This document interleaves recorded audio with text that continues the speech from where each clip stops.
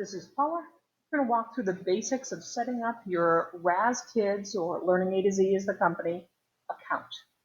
Up here you see I have two tabs open. I have the learningatozee.com tab, but I also have the Raz Kids tab. It doesn't matter which one you go to, I just want to show you, they'll both bring you to the same site, just want to show you what it looks like. So under the Learning A to Z tab, you see I have my username and my password, and I'm going to click on Login. When I see that, Learning A to Z is a big company, it has a lot of different products. We're just going to click on the product that we own, which is Raz Plus. The reason that it's Raz Plus, some of you may be familiar from last year, it's not Raz Kids, it's Raz Plus, because we bought two programs, Reading A to Z and Raz Kids, and it tripled our ebook selection as well as it gave us a lot of other products as well. So that's why it kind of looks a little bit different.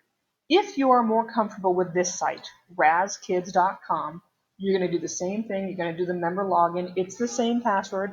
Nothing changes here.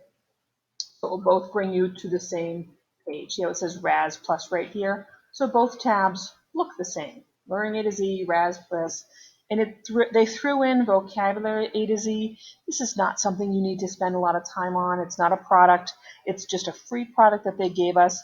We've looked at it, and we'd rather have you focus on the Raz Plus product right now. Okay, so we have step 1 logged into our Raz Kids account.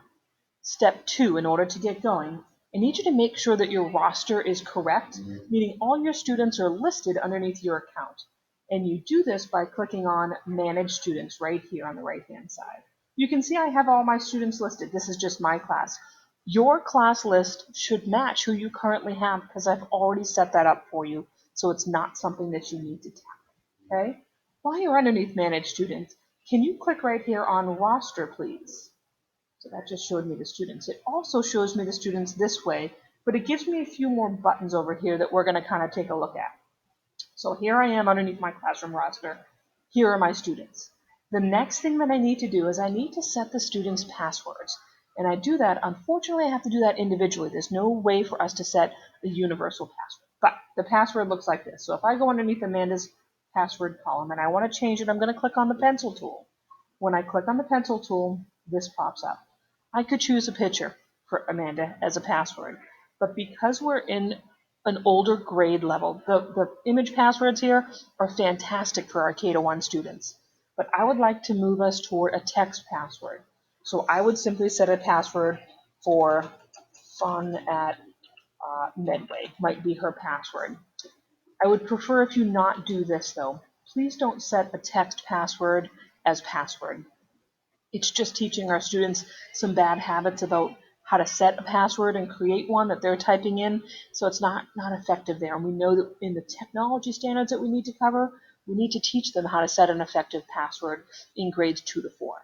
The other thing that I would like you to avoid is this.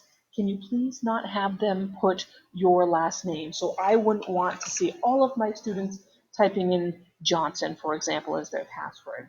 It doesn't mean that this is high security or that we're worried about kids logging in as somebody else.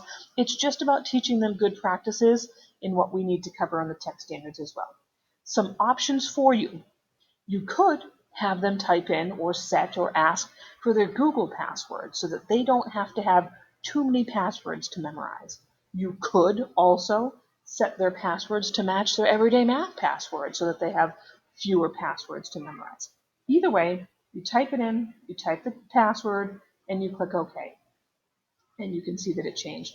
I would have to do that for all of my students, so I might decide to do fun in the sun for her password, and I would click OK. Doesn't like the spaces on that one. I'll just do fun, and you can see you click OK and it changes the password for you. You have to do it for every student though. All right, so I've logged in, I've checked my roster. If I need to add a student, I could, or you could contact me. I'm happy to do that. I've changed my students' passwords. Before we leave this section, we have to go over here to where it says Docs for Home. Underneath Docs for Home, it will give you your personalized student login cards right there. And underneath your personalized student login cards, you're going to see that you're going to want to print these. I need you to print these and hand them to the students, cut them up so that they have them readily available. I would suggest making 2 copies, one that you would cut up and hand to the students, and one that you would keep on your desk with you just as a reference. They're going to need to know your teacher username, their username, and their password. So we would cut along the dotted line and hand those out. All right, so we're on step number 5. We've logged in. We've confirmed our roster right here. We've set our student passwords to a good, strong password, an individual password. We've printed our student login cards. And now I just want to review what it looks like when the students actually log in. When we do that, I'm going to sign out. I'm going to click right here underneath login. When I click under the student login, and this is on a Chromebook, so you would just go to Kids A to Z. This is the teacher. If this is not what's listed underneath your Chromebook, the students would simply click on pick a different teacher, and they would have to know, if they don't see it right here, they would have to know your username. So they might type in Johnson45 if this wasn't here. And when they click on it, they can click on Kendall Johnson, and they can put in their password. Okay?